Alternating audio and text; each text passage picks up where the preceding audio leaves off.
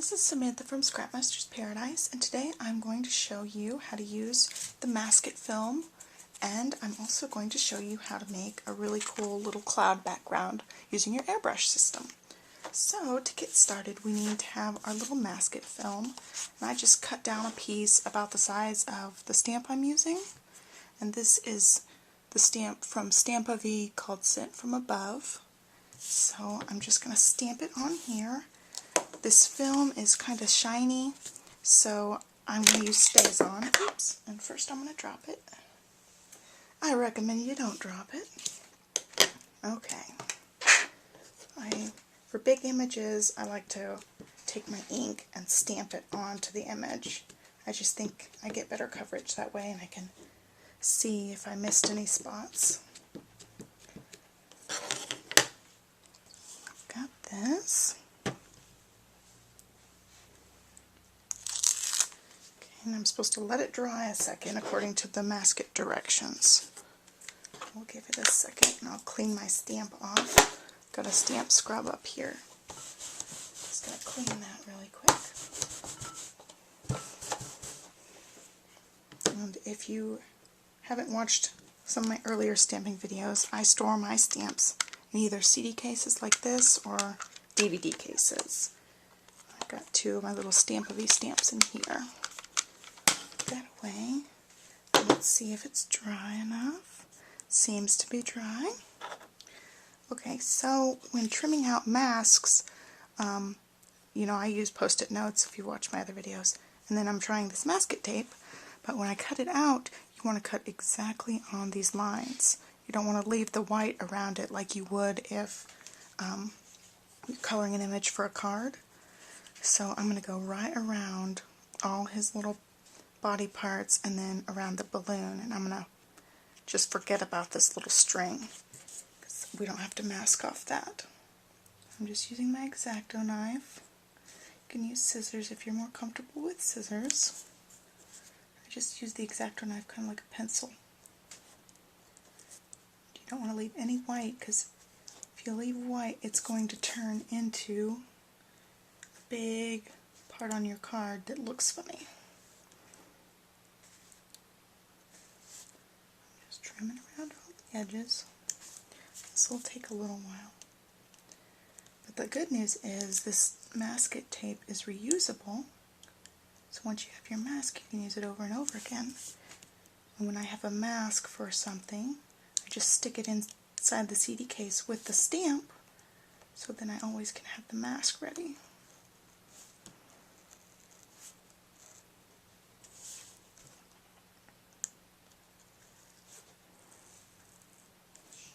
Oh, you only have to cut it out once. I don't like fussy cutting too much. And my dog just came in the room, so she might be kind of whiny. She likes to make noise on my videos sometimes.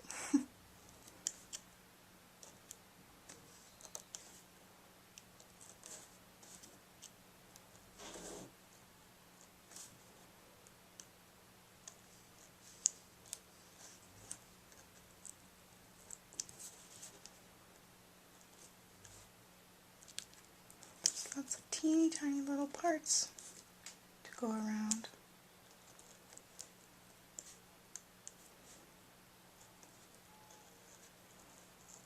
Okay, I'm just forgetting about the string, and I'm just cutting around his little hand here.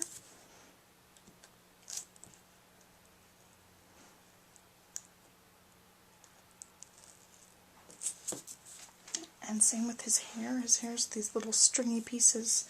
I'm just going to cut around it, because I colored his hair really dark, so the background shouldn't show too bad.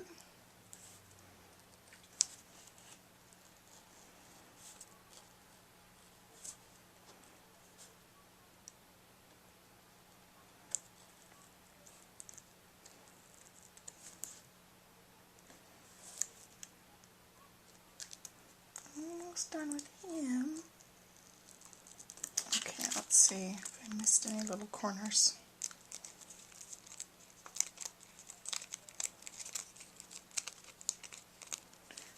Okay, part one is done. There's the little baby with his body, and then I want the balloon, so I'm going to go around the balloon.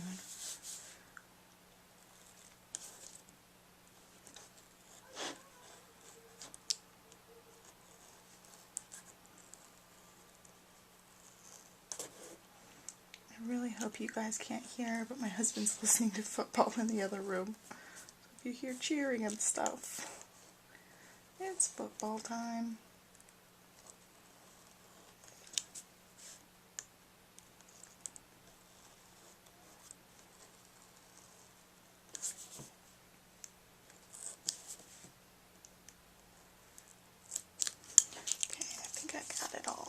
Okay, so we've got our mask, and this piece can just be thrown away.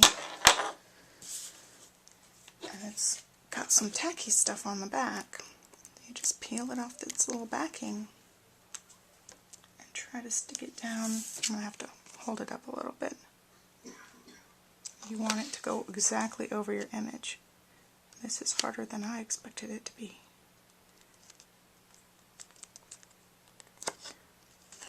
Okay. Then I'm looking at it at an angle so I can see the shiny part of it. Looks like I did a pretty good job. Okay. Because you want no white to be masked off. So when you're putting your mask on, you don't want to see any of the little white parts next to the colored parts, or else it'll stay white when you're airbrushing. You don't want that. So it's best to take your time and line it up correctly.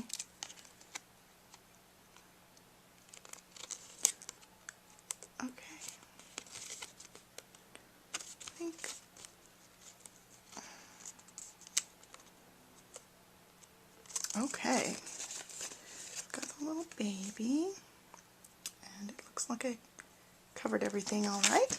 Okay, now it's time to airbrush. I've got an air compressor, I've just got to turn it on.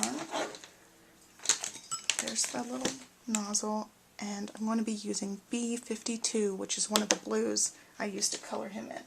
So it's going to be loud when you hear the airbrush machine come up.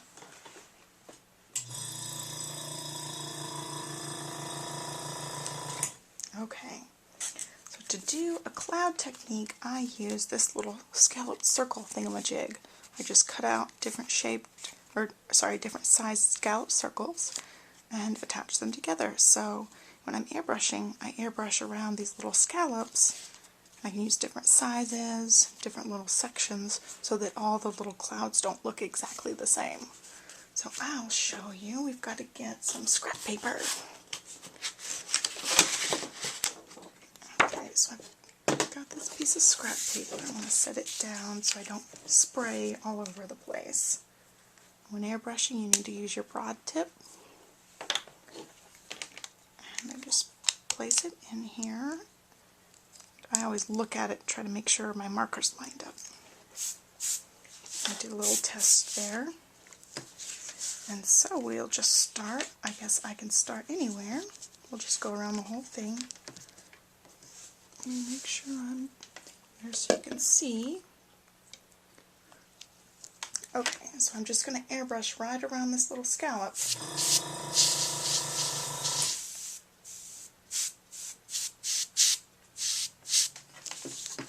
So there's one little thing. I'm going to continue around the whole card.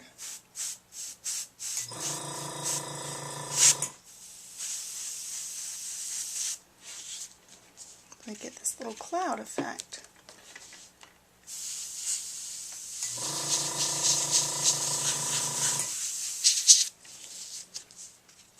See, it's starting to look like little clouds.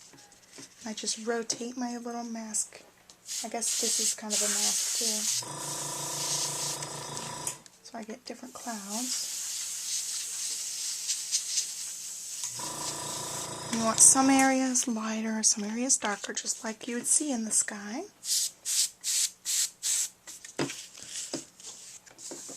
Okay, I'm going to start over here.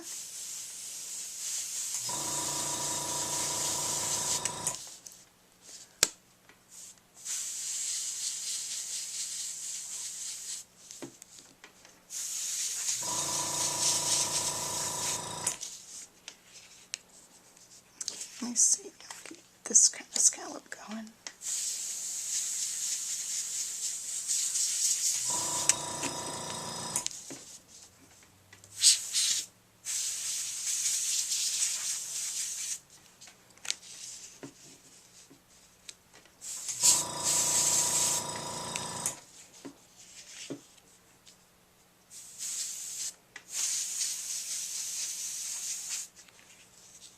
Last little area here.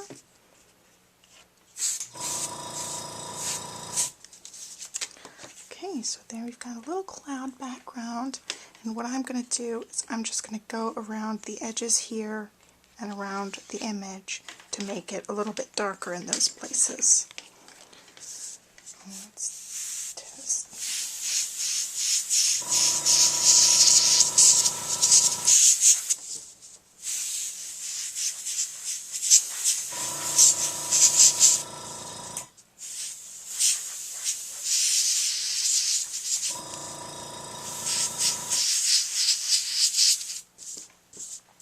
So now I have more of a little area around it. I'm not going around the baby.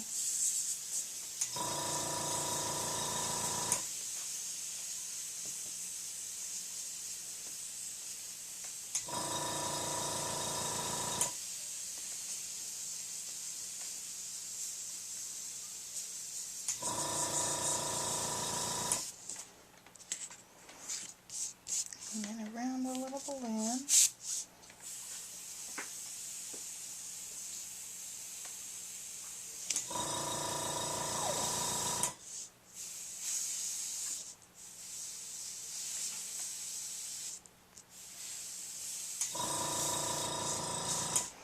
Okay, now I can take this off and turn my air compressor off. We're going to peel off the mask. Okay.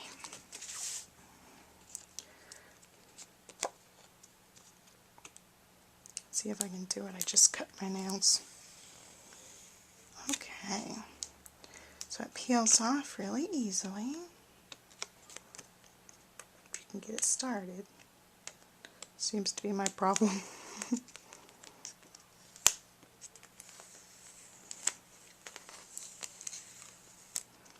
There you go. There's a little cloudy background. And it looks like he's fallen out of the sky. Thanks for watching. Bye.